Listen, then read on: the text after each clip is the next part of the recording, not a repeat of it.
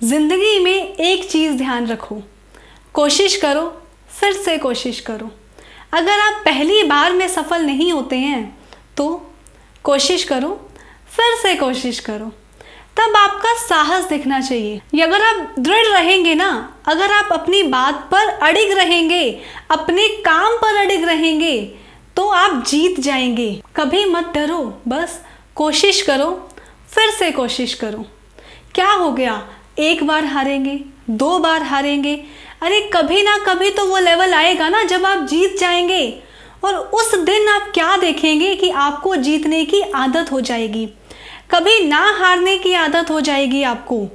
हम क्या करते हैं, गवर्नमेंट जॉब के एग्ज़ाम्स देने जाते हैं, क्रैक करने की कोशिश करते हैं एग्ज़ाम को। क्या हमारा एग्ज़ाम एक ही बार में क्लियर हो जाता है? नहीं। तो क्या हम एग्ज़ाम देना छोड़ देते हैं? नहीं, बहुत बार एग्ज़ाम देते हैं, हम कोशिश करते रहते हैं। तो उस चीज़ को हम प्रैक्टिकल लाइफ में क्यों नहीं ला सकते? कोशिश करते रहिए, तब आपकी लाइफ जो है वो बहुत इजी हो जाएगी। और कोशिश से मैं आपको बताती हूँ कि अगर कोई बच्चे होते हैं जो स्टडी कर रहे होते हैं, वो बहुत बार डिसअपॉइंट होके बैठ जाते हैं कि नहीं, मेरे से नहीं होगा। अरे बच्चों, कोशिश तो करके देखिए, क्या पता जो नेक्स्ट लेवल है वो आपका ही हो, उस लेवल को आप अचीव कर ही जाएं। एक बार कोशिश तो करके देखिए।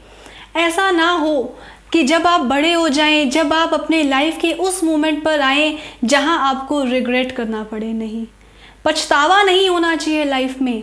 हम क्या करते हैं या बच्चे क्या करते हैं, कभी एक पॉइंट उनके लाइफ में ऐसा आता है जब वो सोचते हैं कि क्या हमें ये स्टेप लेना चाहिए या नहीं लेना चाहिए।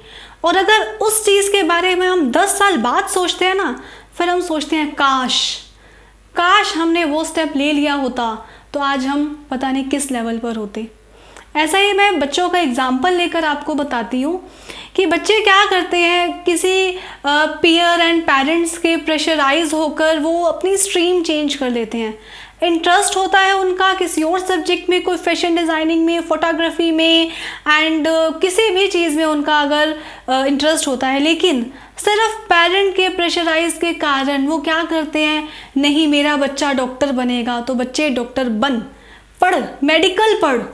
बच्चे को प्रेशर में आकर अपना सब्जेक्ट चेंज करना पड़ता है, अपना इंटरेस्ट चेंज करना पड़ता है, और पीयर प्रेशर के कारण उसे वो सब्जेक्ट पढ़ना पड़ता है जिसमें वो शायद उतने इंटरेस्ट से नहीं पढ़ सकता जितना वो खुद के इंटरेस्ट से अपने सब्जेक्ट में पढ़ता।